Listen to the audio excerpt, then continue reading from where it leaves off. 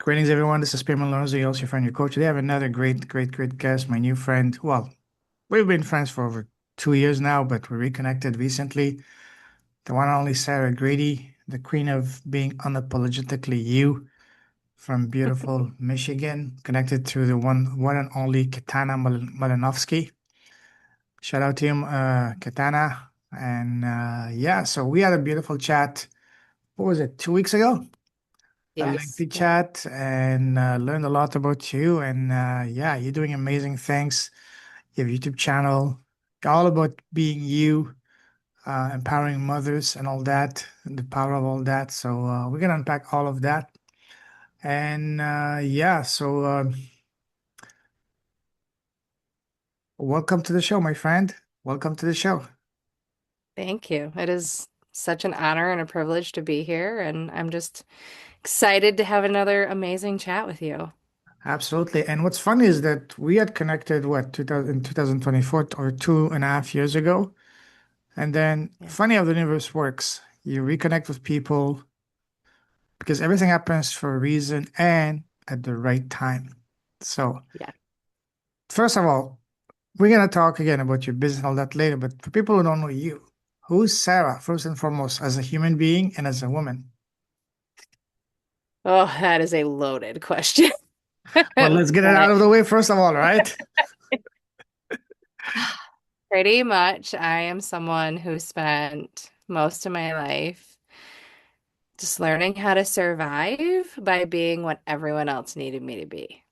Mm, And when I awoke, I realized that that's not actually what I wanted to hand it the people that I cared about the most, which is where my story begins. Is for all my life, I just remember being a nurturer.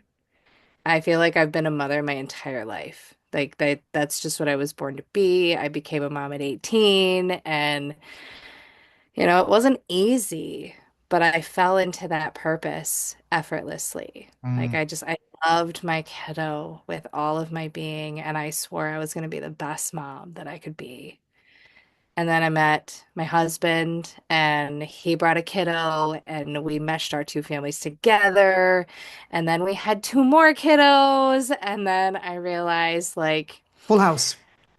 maybe I am missing something here because I loved my family so much, but yet I loved them almost too much to the point where I was living life for all of them Mm, to make it easier. But I didn't even know who the hell I was. And one of my kiddos woke me up because, as kids do, they looked at me and were like, "Mom, why are you making us do your job for you?" And I was like, "What do you mean?" I was asking them to do a chore. And in their head, even though I was like speaking all of this like love and light and like go out and change the world and you can do anything you want in life, they were like, no, no, this is your job. Why are you making it like you do nothing more than cook and clean? And I'm like, oh no, no, we're done. And then I realized like I was sacrificing so much of my life for these kids who I loved so much and still was mm, failing. In my vision, in my words, I was failing them. And now, thanks to them calling me out or calling me up, as I like to say, now they get to live a full free life while I also live a full free life together in oneness. And we all yeah. get to be happy and sit at the same table. So that's who I am. I'm an unapologetic mother, one that's learning alongside my kids Mhm. and holding myself accountable while I also hold them accountable. And we all learn how to make sovereign choices about what life is actually supposed to look like for ourselves individually and not because we sacrificed for love. Absolutely love that. We're going to unpack all of that. First of all, you like traveling, don't you?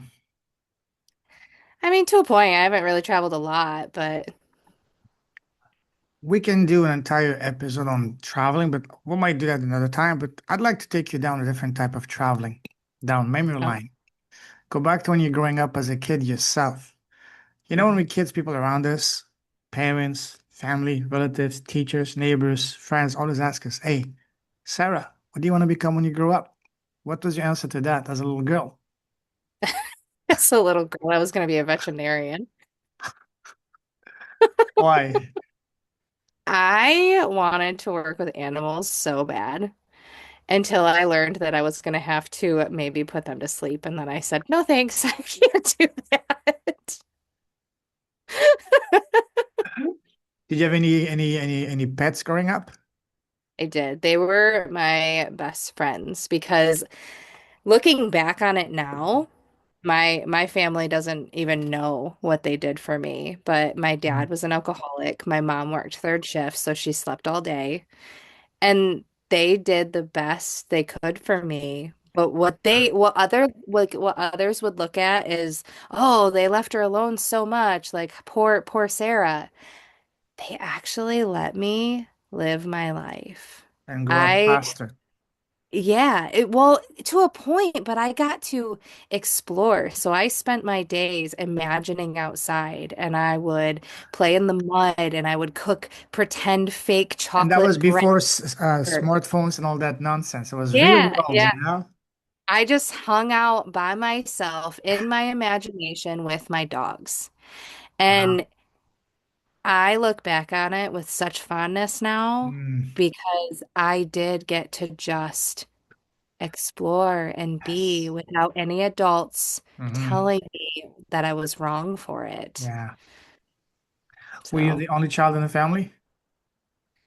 technically no, but I was raised as an only child because I was the only one between my parents, and my oldest youngest sister is 13 years older than me, and I then the see. next one is 14 years older, and then I can't even tell you how many years older my brother is because he's only 7 years younger than my mom, because my mom and dad are only they were 13 years apart in age. Okay, okay. Interesting. Yeah. Yeah. That's a unique family dynamic. That's good. I was the baby of a Ah. very very colorful family. Oh, that's an understatement. Wow. Okay. Yeah. Beautiful. So, growing up, what was your relationship with school? Did you love it or hate it? Both. So I loved it. 100% loved it because I wasn't at home. I Uh-huh. got to go out, I got to be in a different environment, and I loved learning. Mostly, I just didn't love learning things I didn't want to learn about. Mm, like But what? I loved being out of my house. So I loved Mm. it for that, but I also was extremely picked on. Oh, really? So Why? I couldn't even tell you, probably because I was quiet and I don't, I kept to myself and I had very low confidence. So I just wanted to be Mm, friends with everybody, which sometimes makes you the person the ones that are the yeah. loudest target. And actually, I was just telling this story to a friend of my girls, is I had this one girl that really had it out for me. Mm. And I learned very early the power of words and the power of Oh, yes. thought Mm-hmm. and how impactful it is to actually have conversations with, especially our kiddos, but like with just people in general.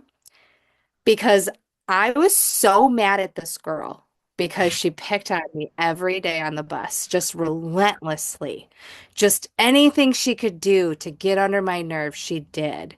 And I remember this one weekend, Friday, she really had it out for me. And I was like, I just want you to go away. Like, leave me alone. Well, she didn't come back to school on Monday, and I thought it was my fault. And I didn't have anyone to talk to about it. And I was like, I sent her away.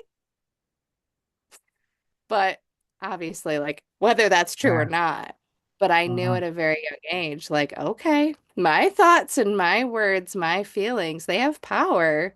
Oh, And yeah. I wanted to choose to use them for good. Yeah. So I Thank was, God. Yeah. we're gonna choose kindness. Yes. Kindness with a hard hand, Yeah. when Yeah. needed. Yep. Kindness for me and others. Yeah.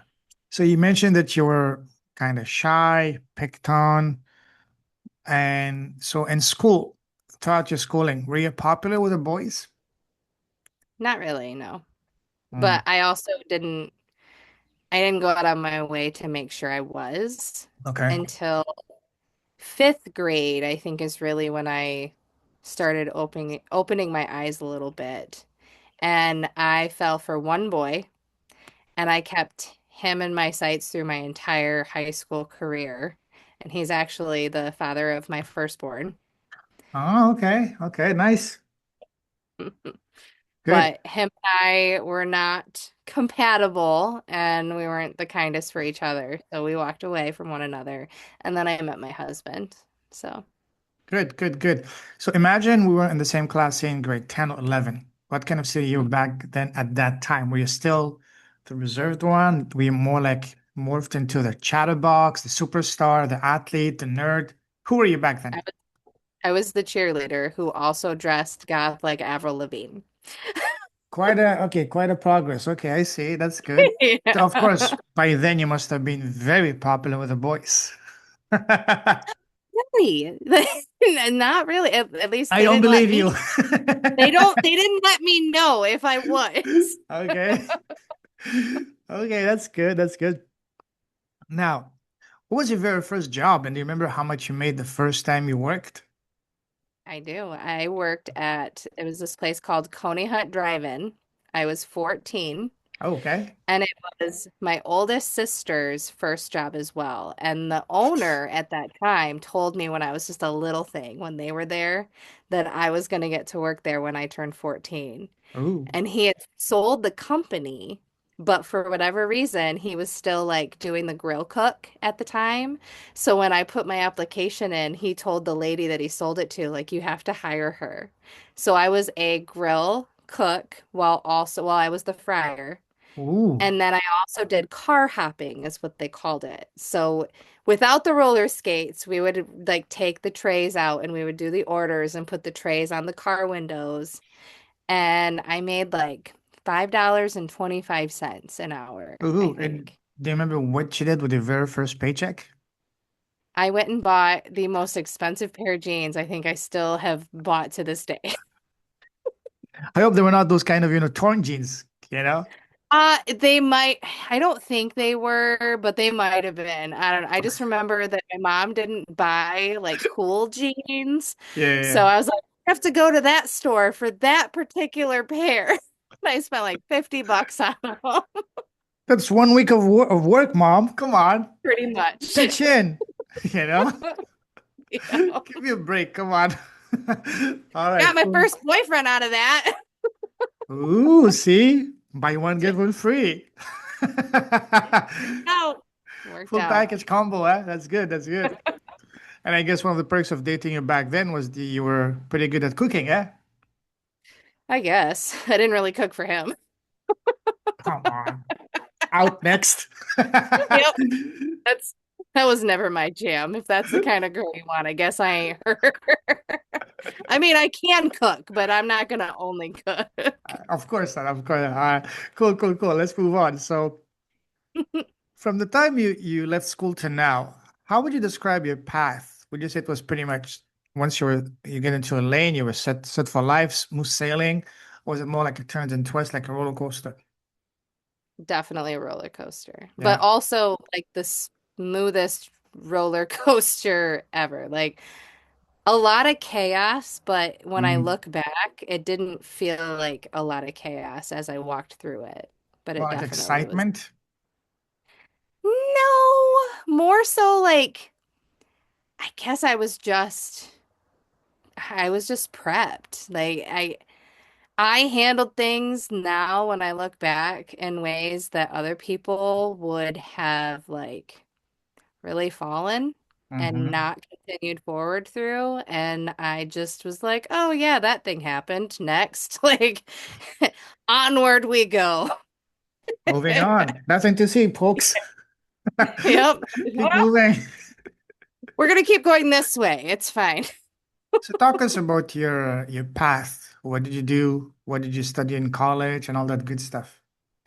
Well, I didn't go to college until my son was 3. I had just left his father. It was right after I lost my dad, and I realized that I wanted a better future for my son and Hmm. I. So I decided I was going to be a nurse, Okay. and I went to college to start doing that. Wrote a children's book that I still have yet to publish. I probably should. Really? What are you waiting I for? Come on, girl. I don't, well, I think it just stopped me because the illustrations, they're not the right size. So I let that stop me. I was gonna have to redraw them in order to submit them to Amazon to be able to publish it. You know, there's a And little I just thing called decided, AI that can help you big time with it nowadays. I know. No excuses. Come on, get it done. I know. But it was cool because it's funny, like I sit here and say I'm a published author now because I Hmm. published a book in March. Oh, But wow. I had wrote a book back in 2010 because of college. I took a children's lit course, Mm. and that was something that she had us do. She wanted us to write a children's book. Wow. And I remember it was the first time I had someone really see me. And she wrote this note for my grade and Mm. said, Sarah, I have never seen a book like this in my Wow. life. You need to find a publisher because this was before AI. It was before Yeah. having all the ease of Amazon. You Yeah. had to Yeah. find a publisher to do it. So that's kind of why I set it aside. Mm. And because I was like, I don't know how to find a publisher. It's really hard to get noticed when you're not the it person right now. But now you're right, there's no excuse. I really could just publish it. You know what, Judy? I'm not gonna say it. Be your own cheerleader, okay? Yeah, yeah. Awesome. Tell us about your professional path. Well, so while I was in college, I worked at Walmart and I stayed with my mom because, we had just lost my dad. And at that time, it just was easier for her and Mhm. I to share the incomes Sure. and really give my son a good leg up in the future because I was a single mom and she had just lost my dad. So we just kind of hung out and lived life together. Mhm. And then a couple years into that, I met my husband at Walmart. Really? And Tell us I about did. that. How did I, it happen? well, it's funny. We worked in the back room together, and Ah. I was actually in a relationship already, Ooh. but it Juicy. was it was naughty. I know, but I had been done with the relationship for a while because he had cheated on me. Okay. My self-esteem was really low. And he was helping pay the bills. So it was one of those like, well, Mm. what do you do? Like, I don't have anything else that I'm walking towards. So it was like, whatever, if you want to stay here and live, then like, so be it. Because I'm just going to work and paying my bills and taking care of my kid. And I don't care who's sleeping over there because I'm staying over here. But then life intervened and Mm. I met my husband in the back room. And when I realized that there were feelings there, that's when I was like, my integrity cannot allow this. Like, Mm. I have to do the right thing. So I broke it off with the boyfriend, and my husband and I explored what was going on there, but only because our mutual friend, told him that I liked him because she knew that I was never going to tell him because I was Why not? shy. Because I was shy and I didn't want to test the waters and I didn't want to be turned down and rejected. So she did it for me. And he was not shy. So he came and talked to me. And our first time hanging out was playing tennis. And it Oh, just, that's amazing. I love that. I love the dates yeah, that are more, active, much more than just sitting at coffee or whatever. That's boring. yeah. That's Well, a and then we were engaged the day before our 3-month mark. We went very You're a fast. fast action taker. I can see that. We just knew. We just knew it was right. We were married a year later. Mm-hmm.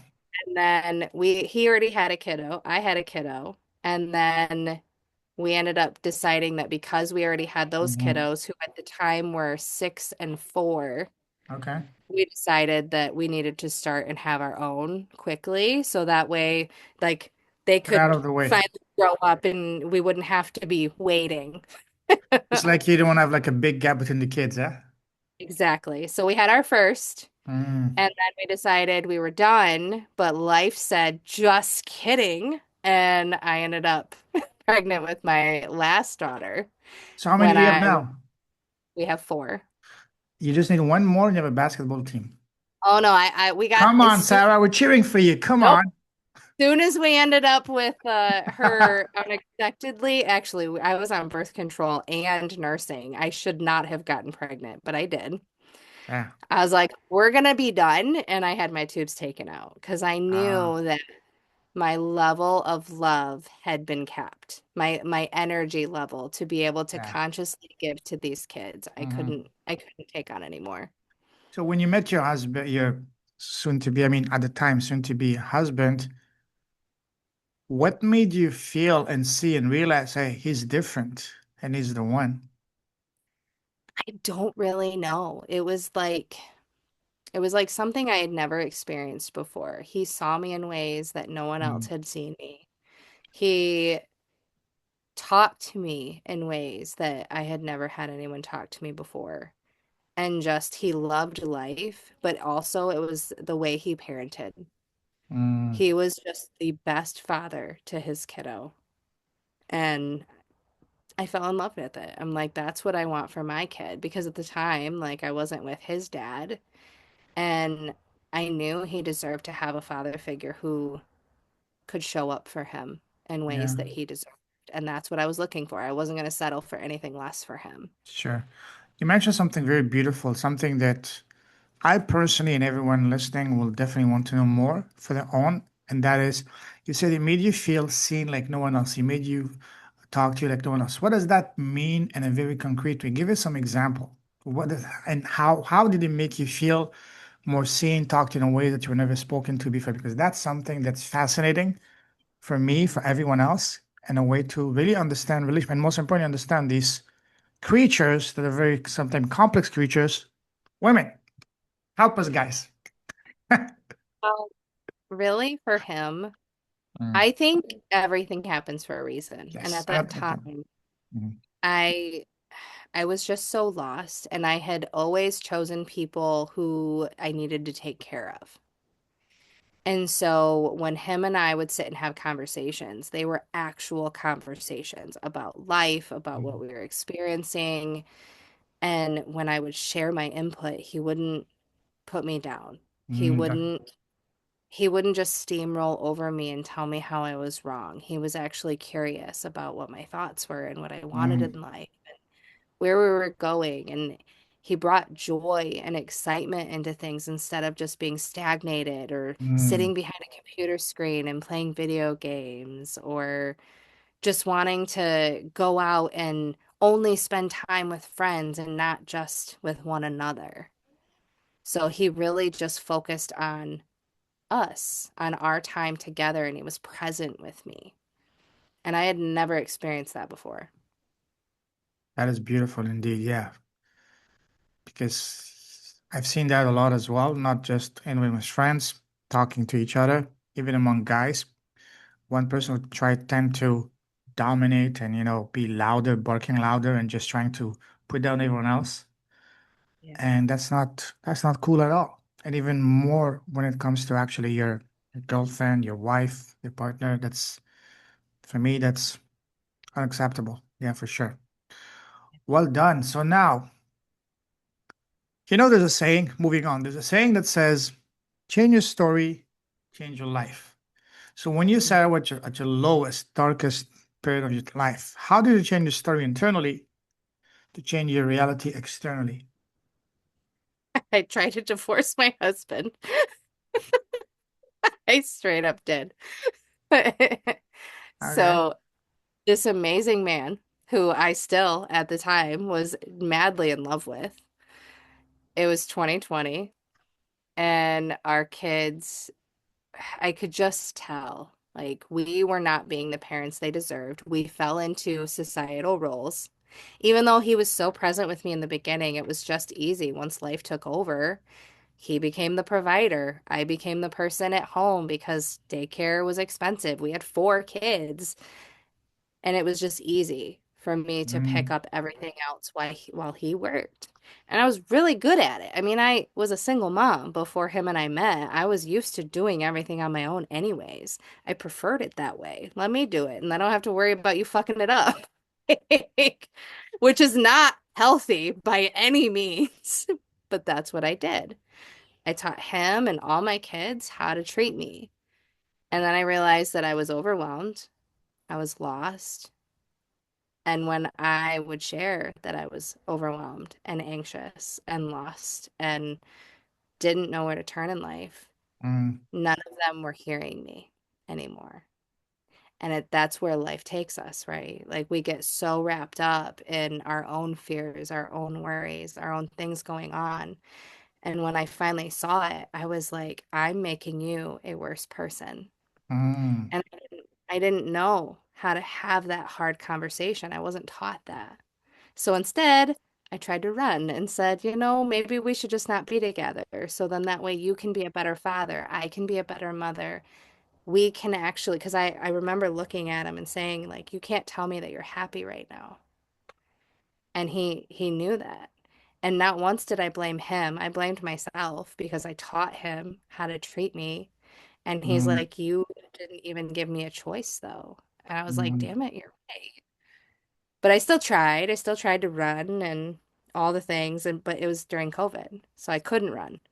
Life intervened, and then he taught me the deepest lesson in life, which is sometimes having the hard conversations and letting people learn and grow with you. Like if you have the conversation and someone is willing to meet you, they are still healthy. Like I can't expect somebody to grow overnight just Mhm, because I needed XYZ or he needed XYZ or whatever. And so doing that blew up our entire foundation. But that foundation was the one that was handed to us by our families, our loved ones that did the best they could with what they had. And we are now building a foundation that's so much sturdier for our own kids that has a conscious love behind it, one that lets us both mhm. lovingly, fully, and freely sit at the same table as one another. Beautiful, beautiful. That's very important, especially when you've lived all your life for others to actually set boundaries. I used to be that way. I used to hate, having and do everything I could to avoid the hard conversations. And because of that, a couple of times things really blew up in my face, really big time. Yeah, And because I didn't want to tell them the truth because I didn't want to hurt them, you know? exactly. And by doing so, you're hurting not only yourself, but you're hurting that person as well. And it's going to blow up in your face. It'll blow up in my face like as you guys would say, the 4th of July fireworks, you know? Yeah, I remember those days. Yep. I was like, wow, no more. Now just when you have something to say it. And actually being able to talk freely, that's one of the best, most healthiest foundation, any relationship, not just romantically, but also business, friendship, anything. Yep. Because communication is key. Communication, trust, and just being you, being unapologetically you, as someone that we both know would say, you know? Exactly. So, He definitely helped me with that. Between him and my kids, mhm, made me really realize that my safety mechanism was, oh, I'll just be what everyone else needed. If I can mhm, jump in and be the fixer, the savior, the nurturer, the caregiver, then people won't be mad at me. No, people won't yell yeah, at me. But as most people know in those situations, you still end up being the one people get mad at for something or other. You're always the one that they end up blaming it on. And it's like, yeah, I'm going to live my fullest, freest life. And the ones that stick around and stay curious and that's assume that I'm coming from a place of goodness, of wholeness, of unconditional love, those are my people. Those are that's the it. ones that, When you are authentic, unapologetically you, something happens.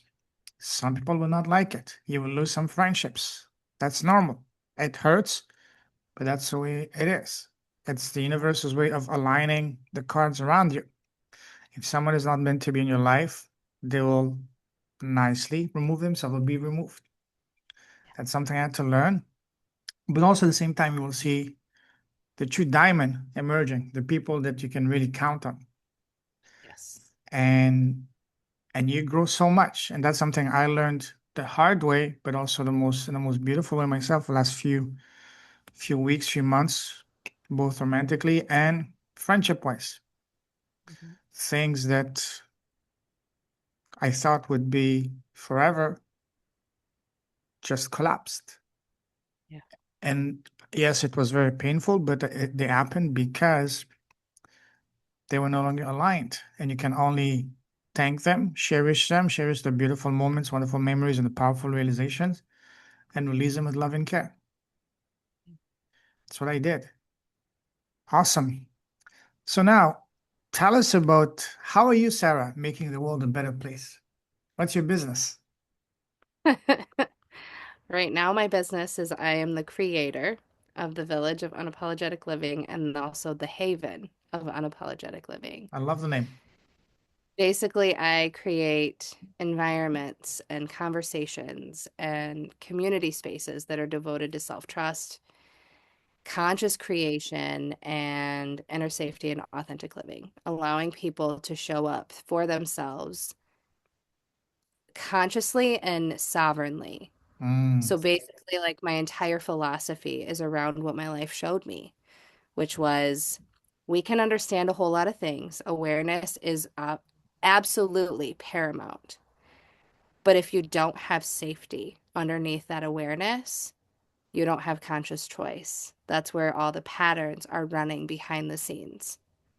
So, my gift is I can see all those patterns. I call myself an environment architect using environment alchemy and my gift of pattern seeing to be able to show those patterns to somebody and say, of course, these things are here. If we can have safety behind them, then they can have the awareness. Then they have conscious choice to choose differently for their life. And that brings sustainable growth without the self-sabotage. love that, love that. So tell us more. Imagine I'm a prospect, just like in the movie The Wolf of Wall Street. I don't have Mhm. a penny, but sell me this pen. Sell me on your program. Why should I care? Why should I join your program? Well, at this point, it's the people who know will know. Environments are everything. Mm-hmm. So think about when you go home to your family, like depending on what kind of family you have, you either have a very accepting family or you have one that you can feel the weight, you can feel the pressure. It doesn't mean you don't love Mm-hmm. them any less, but it can feel like a box, right? Because our families are the ones that are trying to protect us the most. They have these identities in their head about who we are, and there may be very varying levels of identities. So like your mom obviously is looking at you like, "Oh, you're my daughter or my son or whoever." And then your sisters, "Well, that's my little sister. So you're going to stay my little sister forever." And I'm going to Yes. constantly feel like I'm this adult authority over your life, even though you're an adult now and you can fully consciously choose. Because they love, because our society teaches love sometimes equals try to overstep and control to save and protect you. Mm-hmm. My environments that I create are the exact one that saved me from mine, the ones Mm-hmm. that freed me the most, which is when you feel safe inside, you end up feeling safe on the outside because once you no longer judge yourself, nothing else outside of you can judge you again Yeah. because you have your own back. You love yourself so unconditionally. It does not matter what the outside world says or does. You are it. So, my environments, we come together and we practice that. We bring the pattern seeing, we talk about what's going on in our life. We show how that's allowed, how it is working for you, not to you, and making it work for choice. So you always are led back to being able to choose what kind of life that you want. And that brings growth in ways that outlast any program, outlast any course, because I don't believe in more information. I believe all the answers are within. I can't hand anything to anybody. I'm not a guru. I am not a coach. I'm merely me living my full free life. And you get to step into this environment and watch me live mine. And those seeds are going to allow you to also live yours. And I believe that is my mission in the world, is to free others to be able to be their fullest, freest self and live unapologetically as fuck. Beautiful. Love that. Love that. Who's the person that you can help at the highest level? Uh, Anyone who has sacrificed their entire life for other people. I label them as like the caregivers, the fixers, the saviors, the ones who don't worry, I've got it. Yeah. Those are the people that I'm really serving right now, Mm-hmm. especially since I am seeing in the world right now that we have a desperate need for it. Oh yeah. Because when those people say, "Hey guys, I need help," because that's the system we've created, right? Is like you're supposed to be able to ask for help, like if you're Mm-hmm. drowning or you need these things. When those people ask for help, they're met with judgment. And why aren't you carrying more? Mm-hmm. And that hurts my heart so much because Yes. if they don't feel like they have anywhere to turn and like there's still too much, that's when we see suicide rates go up. And Oh I yeah. can't, I hate it. If it's not suicide, it's depression, which is Exactly. equally as bad. Yeah. So this model, I know freed me because it didn't rely on an outside source. It relied on me showing up for myself as my best friend Mm-hmm. because I'm never going to outrun myself. Like I'm always going Yeah. to be right here. So if I can hand that model to someone else and show them like nothing outside of you can harm you unless you let it, Totally. I'm going to do that. Totally. How long have you been doing that? Honestly, I've been really doing that like my entire life, but consciously the last 6 months I've really been diving deep into it. Okay. The village has been around for about a year. Uh, it's funny. I listen to my intuition on everything. And so it's really evolved through a lot of play and give and take. And so I would dive into one thing, and as soon as it felt wrong, I'd be like, okay, like here's the pivot. And I did a whole lot of faith and trust through it all until I realized it was because I was looking for simplicity. I didn't want to be a coach. I didn't want to be a guru. I didn't want to teach. I don't have anything to teach, not in the old school Yeah. way sense. I just want to live my life and show others that they have permission to do the same, to Yeah. claim full sovereignty, which is safety seeing sovereignty. Sovereignty is Yeah. the freedom to be able to choose your life every single day, Yep. no matter what your family says, no matter what other people think or say, because you know this is your one life to live and you're going to live it for you. And that doesn't mean you don't love deeply Mm-hmm. as Absolutely. Absolutely. Share with us an example of the most remarkable transformation you've seen from one of your clients so far. well, so far, it would probably be somebody who,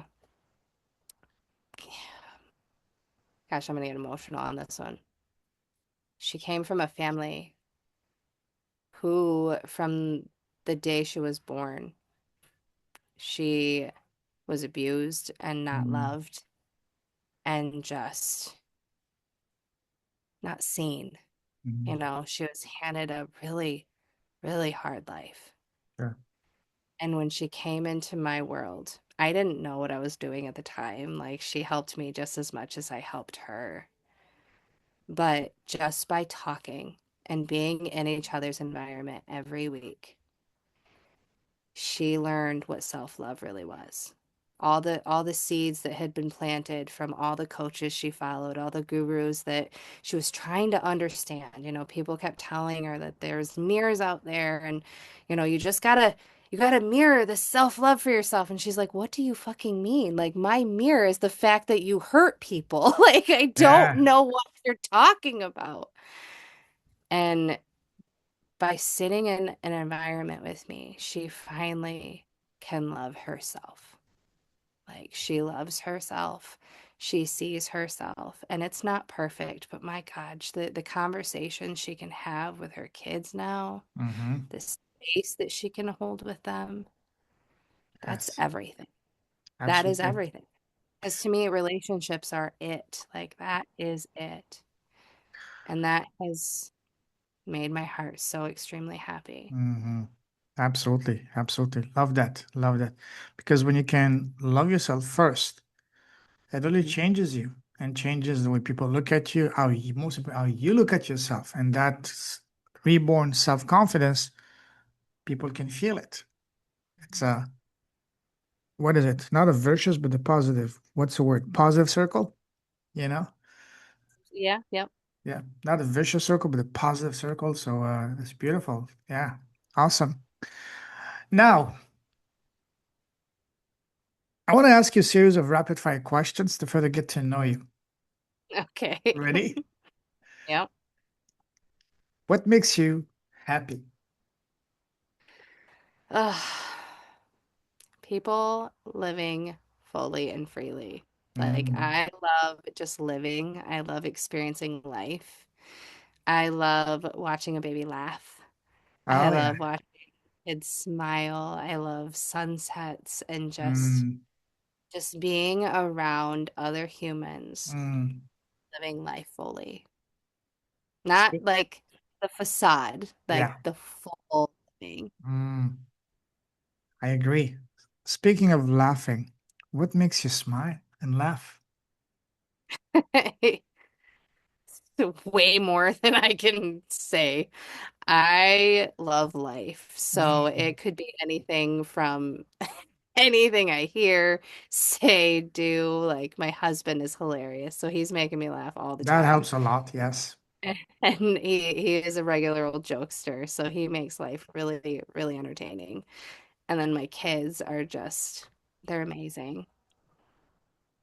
To hear So that. I Good don't to hear know. that. I just laugh all the time. Like, I just love life. So when something just hits me in the right way, Yeah. it's just there. Laughing is the greatest medicine in the world. I saw a doctor on a YouTube video a while saying that if every doctor in the world were to prescribe 30 minutes of mandatory laughing to everyone in the world within 30 days, 90 to 95% of all ailments would be gone. Because what is the number one cause of every disease? Stress. Stress. Yeah. And what kills stress?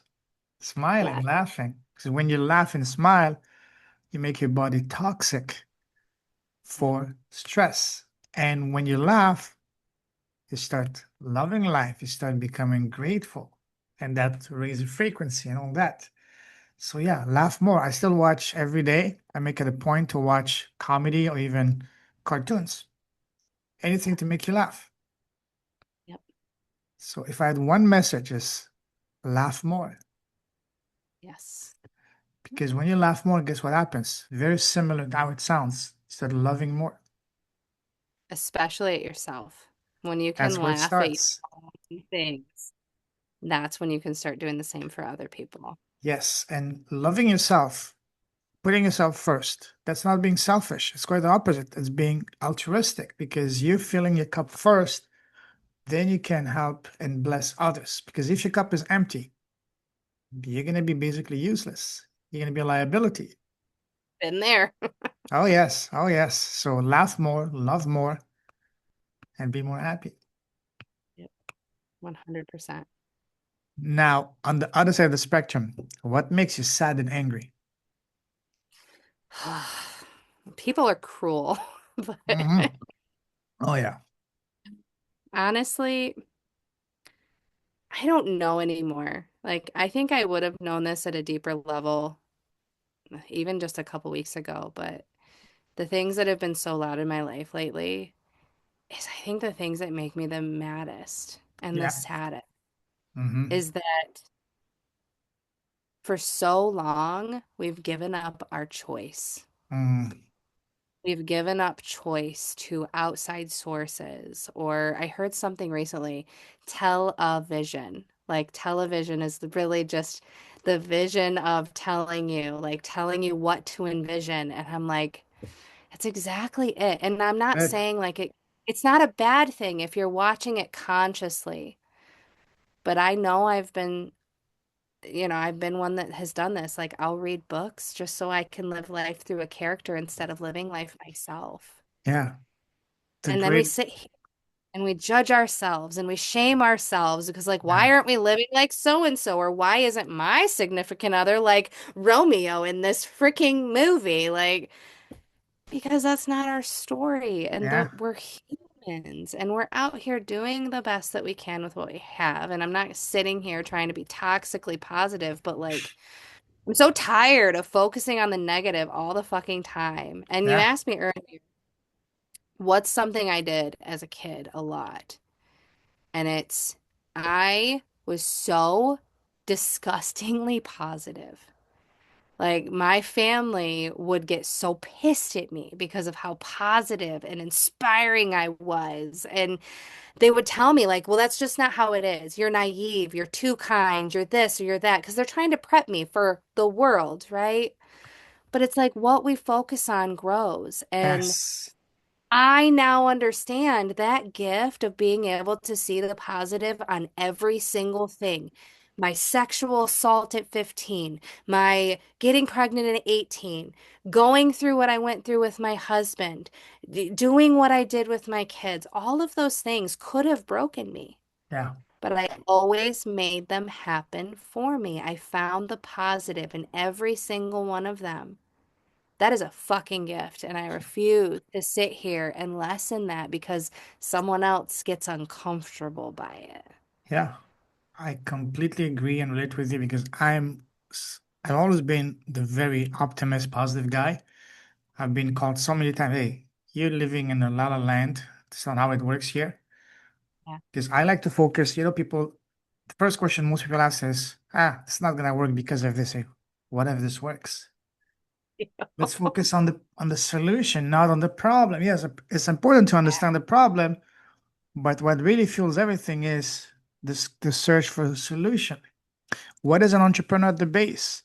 Even what is life? It's solving problems, not dwelling on problems, solving problems. Solution Exactly. guy. And even me, I had people telling me, you're too positive. Come on. It's depressing. Stop being too positive. And one of the best things I've done is completely stop watching the news 10 years ago. Yep. If Same. something is important, you will know about it. Yeah. 100%. It'll get to you Yeah, somehow. exactly. So instead, when was the last time you heard something positive, inspiring on the news? Serious question, Stop. not only to you, but to everyone listening. When was the last time?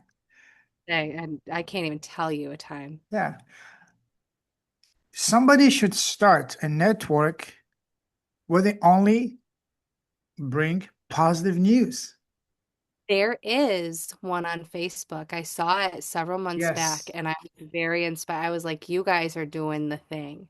And Yeah. they were purposely going through the news articles that aren't shared to find positive news to like put out into the world. And I was like, yes, that is what we need more of. Like, Yeah. what good things are happening? Kind things that give you back belief in humanity as opposed to always division, dividing, war, whatever. Bring us Mhm. together. That's the best way to bring people together, inspire them. Yeah. Well, and I have this philosophy, whether it's right or wrong, it doesn't matter. But I'm a firm believer of like, why would anyone want to be a human when we complain about being a human all the damn time? Like, my favorite thing to tell young kids now, especially in my family, is, hey, if there is an older adult, I Mm, get it. I was that kid who was like, respect your elders, like they know more than you, they're wise, blah, blah, blah. But if you look at their life and their life is not anything like what you want, take their advice with a grain of salt. Don't take it as the end all be all, not because you don't love them, but because chances are the advice they give you is not going to lead to the life you actually want if they're sitting there hating it. Yeah. Like, be kind of real here. And I say that with all the love in the world because I tell my kids the same thing. Like, if you don't want the life that I'm living, go find the person who's going to give you the information that you need to live it. Yeah. If you need to hate me to go live your fullest, freest life, don't get me wrong. I'm gonna be mad, or I'm gonna be sad as a mom. Like, I won't be mad, but I'm gonna be sad. But I'm gonna let you go because that's what it means to love without conditions. Yes. Totally. Because as a mom, that's all I want for my kids is to live your fullest, freest life. And if that fullest, freest life Mm-hmm. takes you away from me, full send, my babies. Like, you do you, but live it. Live this fucking life. Maybe call me, please. Like, but again, it's okay if you don't. Yeah. No, seriously, seriously. We all have to find our path. Just find it and go for it. And always listen to that gut feeling that of yours. That's one of the things that literally saved my life. And that's what I shared on my TED talk. Asking the right question as opposed to why me? What have I done to deserve this? Ask, what is this trying to teach me? The more heartbreak, the bigger the heartbreak, the more powerful that question becomes. And the more beautiful, impactful, and ultimately profitable the answer will be to you if you know how to look at it from the right angle. And the second thing was just reconnect with yourself. Listen to that voice, that gut feeling, that intuition, that hunch, because that's your soul talking to you. And our soul has Yes. two main purposes. One, literally to protect you, keep you safe and alive. How many times, for example, you, Sarah, let's say you're driving on the highway and all of a sudden you get an urge just to change lane. And as you do, the next moment, there's an accident in front of you. Let's think like that all the time. Again, that's your soul protecting you, literally. And of course, the second task for your purpose for your soul is to guide you to the next phase of your journey. If you get an idea once, that's your mind talking to you. But if you get the same idea over and over and over again, listen to it. That's your soul. Yeah. If I were to look at my life the last 5, 6 years, the 3 to 4 decisions that completely changed my life, starting my podcast, starting my academy, sharing my first story, my first book, saying yes to doing my first ever talk publicly in front of a small little crowd at a bar for entrepreneurs, which led to bigger ones, to conferences, to TED Talk, and so on and so forth. All of that have come as a result of me asking better questions to myself and listening to that gut feeling. Nowadays, I don't take any major decisions without listening to myself. I can be on a date, I can be on a business meeting. If I feel something off, I just politely excuse myself. Yep. Something I never would have done before. Same. So again, we have, it's important to get to seek the advice of a professional in certain cases, but ultimately you have access to all of the wisdom, universal wisdom inside of you. You just need to connect to it. Yep. Connect to it. Just like Wi-Fi, it's around you, but you don't see it. You just need the right network and that password. Same thing for the Akasha records. You have access to it. The universal, endless, eternal wisdom of the universe all around you. You don't see it, but you can connect to it. Find the right network, the right password, so to speak. Find out to reconnect with your soul. Some do it through meditation, prayer, singing, writing, dancing, music, sports, whatever. For me, I have a big connection with water. I take long showers in the morning, or even go sit by the beach, listening to the waves or the pool, going under the water, closing my eyes, and before going, I say, "Universe, inspire me." Not always, but a lot of time I get inspirations. Some of the greatest ideas for me have come when I reconnect with myself, especially with water. So find your way, find your network, and connect to it. That, that right there is what my environments hand them, Good. but without the spiritual side of it. Because I knew that I was spiritual, but I didn't do things the same way that a lot of other people tried to teach me. Like, I couldn't hear the same way other people heard. Hmm. And I was like, okay, well, I want those cool ass gifts. Like, why am I not doing this? Like, what is wrong with me? And then I started realizing like my life had been speaking to me my entire time. My intuition was my life showing me. I would ask a question and then my life experience would give me the answer.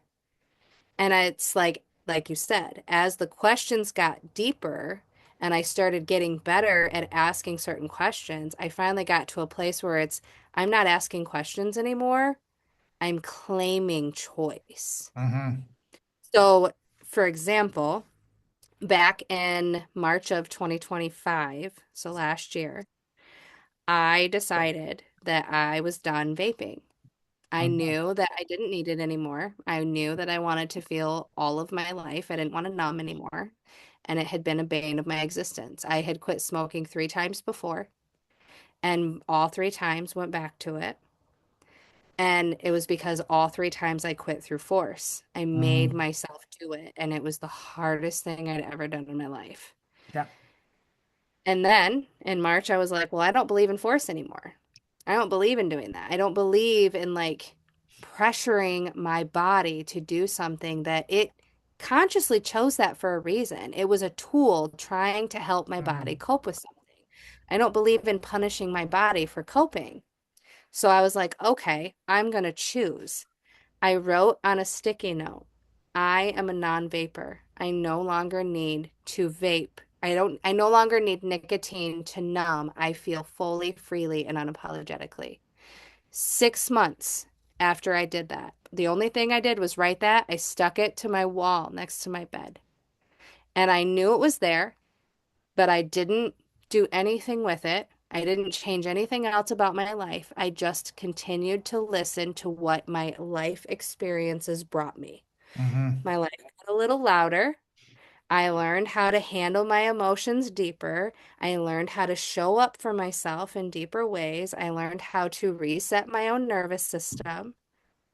And in 6 months, I woke up one day, walked into my vape store, and I bought a 0% nicotine vape because it was called Razzle Dazzle, because that's how my life works. And I was like, I guess it's time. I Yeah. used it for, I think, 5 days, and I haven't gone back since. Beautiful. It was the easiest thing I'd ever done in my life Mm-hmm. because I didn't force it. I learned how to listen to my body, how to listen to my environment and make choices while also letting my environment tell me where I was at based off of those choices. And then trusting that when I made the choice, when my life blew up, it was blowing up because I made a choice.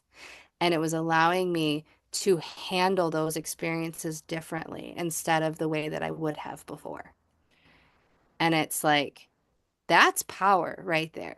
Learning how to take your choice back.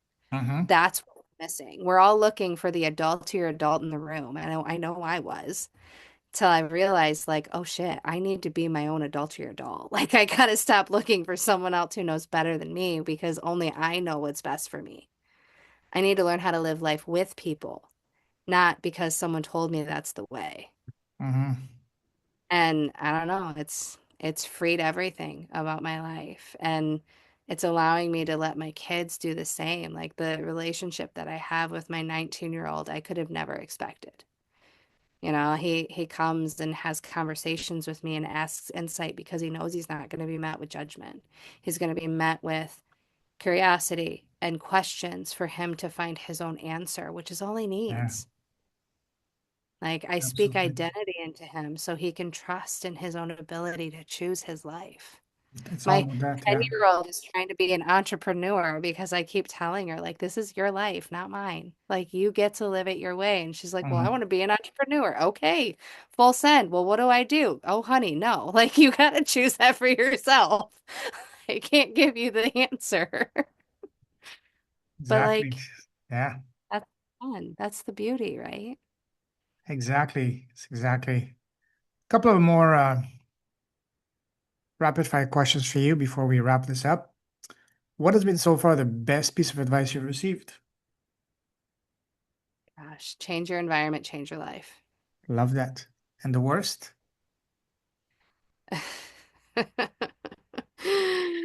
I hate to say it, but go take another course and another course and another course. but only because there is such a thing as too much information for this body.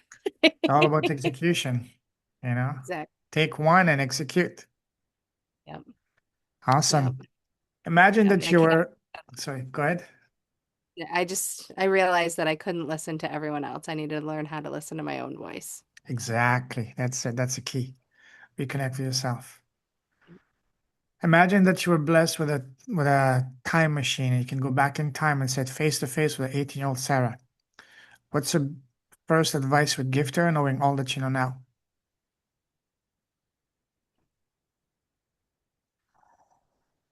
Let go of the shame and judgment Mm-hmm. and remember that you've got this and you Oh, will yes.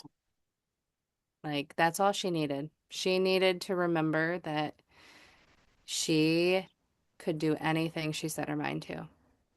Totally. Totally. Now, do you have your own podcast? Sort of. I have my own YouTube channel that I Good. use as a podcast. Okay.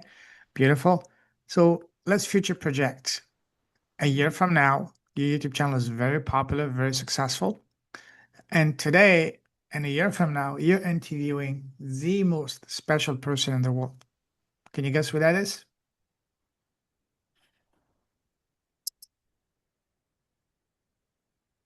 Like an actual person? Yes, yes. Don't think too much. Right? It's obvious. The most special person for you. And it might not be who you might think it is. I don't know. My favorite people to interview are like it's just the people that I'm connecting with in the moment. Yes. In this case, I'm referring to as interviewing yourself. Oh, well, yeah, I do that all day. Yeah. Now do it live. So, what's the first question to ask yourself? Don't think too much. First question that comes to your mind. To ask her in a year from now? Imagine it's today. Today, let's say it's Okay. today, it's a year from now today, and you're interviewing yourself. What's the first question you want to ask yourself? What's the first question that you always wanted to ask yourself? Oh gosh. I don't know. Because I'm so present in the moment with myself that So imagine this right now. right now, I don't know, what are you doing right now? Like what's on your heart at the moment that gets you so excited? And what's the answer? I mean, right now it's conversations. I have conversations and hang out with my kids and Yeah, live life to the fullest and just be in the present moment with my family and just love. awesome. Love that, love that, love that. Listen, Sarah, absolutely love talking to you. Beautiful conversations. I love your energy. I love your no nonsense, unapologetic approach to life. If someone wants to connect with you, what's the best way to do so? Either my link in bio, which is Sarah, I think it's Beacon slash Sarah MF Grady, but I can send you the link as well. Yes, please. Either Yes. there or my YouTube channel, which is the Village of Unapologetic Living, or you can do the @ symbol, the Unapologetic Village. Awesome. I'll put all of it in the show notes. So listen, Sarah, you're a cheerleader with art. Keep shining your light. Keep blessing the world, your presence, your impact, your positivity, your beautiful smile, contagious smile.